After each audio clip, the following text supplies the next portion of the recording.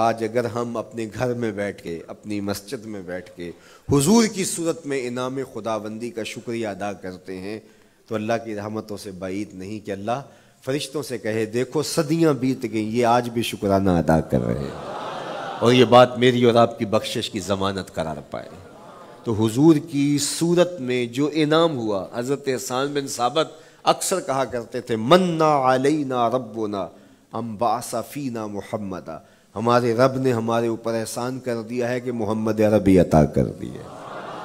ساری زندگی سجدے میں سر رکھ کے شکر ادا کرتے رہیں، حق کے شکر پھر بھی ادا نہ ہو۔ ساری زندگی ان کے گیت گائیں۔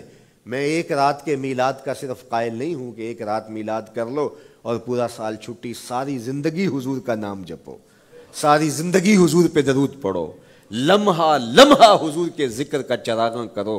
صرف اپنے گھروں اور اپنے بازاروں میں جھنڈیاں ہی نہ لگاؤ، بلکہ دل کے ایک ایک پرت پہ نام محمد کی جھنڈی لگاؤ۔ صرف منڈیروں پہ چراغاں ہی نہ کرو، بلکہ دل کی اندھیر گلیوں میں بھی حضور کے نام کا چراغاں کرو، حضور پہ درود پڑھو، حضور کا ذکر کرو، اپنے بچوں کو بٹھا کر کے حضور کے قصیدے سناؤ، حضور کی شانیں سناؤ، حضور کی سیرت بتاؤ انہیں، اپنے گھر کے ماحول کے اندر، اپنی مسجد میں، اپنی گلی میں، اپنے دوستوں میں حضور کا ذکر کرو۔ دوستوں آپس میں بیٹھو تو کہو یار اللہ کا کتنا کرم ہو گیا کہ اللہ نے ہمیں حضور عطا کر دیا۔ دوستوں میں بیٹھے جب یوں بات کرو گے تو اللہ کی رحمتیں کس قدر تمہارے اوپر برسیں گی۔ اپنی عقیدتوں کا اظہار کرو، وہاں کمیت نہیں دیکھی جاتی، وہاں کیفیت دیکھی جاتی ہے، وہاں مقدار نہیں دیکھی جاتی، وہاں معیار دیکھا جاتا ہے۔ وہ چہرہ اور چہرے کا تل نہیں دیکھتے، وہ بندے کا دل دیکھتے ہیں، وہ دیکھتے ہیں کون کس خلوص کے ساتھ محبت لے کر کے آیا ہے۔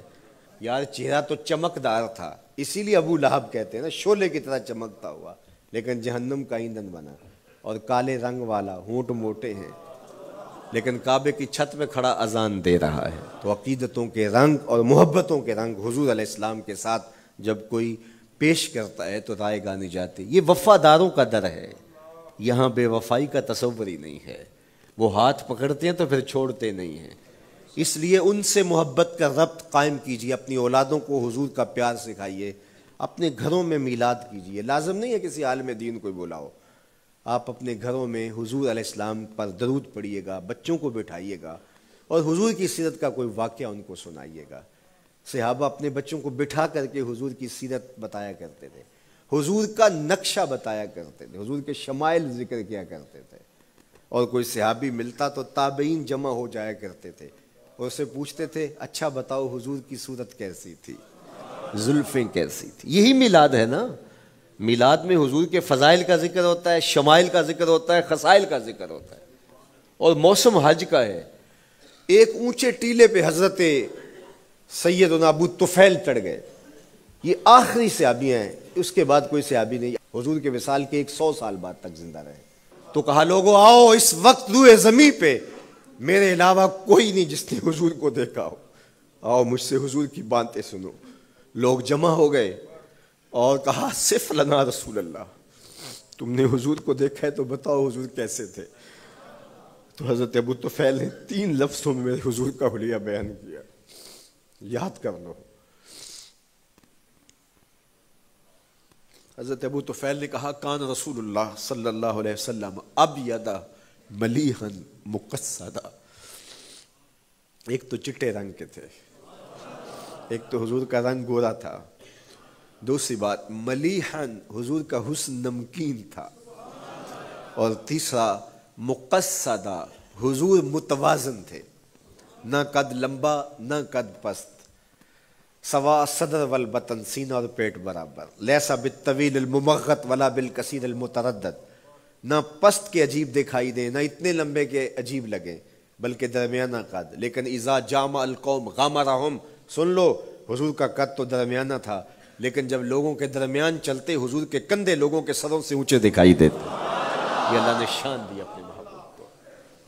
مکھ چند بدر شاہ شانی، متھے چمک دی لاٹ، کالی زلف تے اکھ مستانی،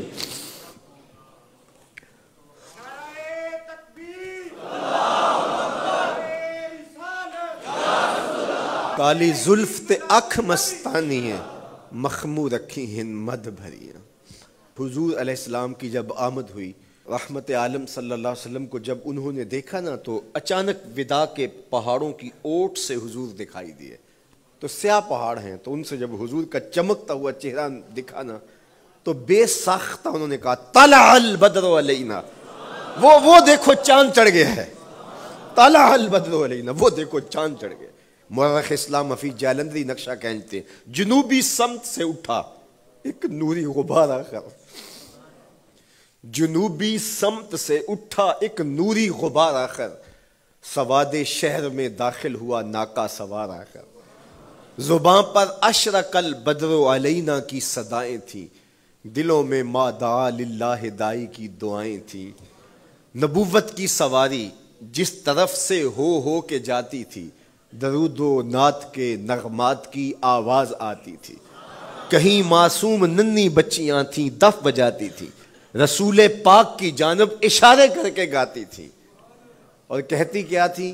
ہم ہیں بچیاں نجار کے عالی گھرانے کی، خوشی ہے آمنہ کے لال کے تشریف لانے۔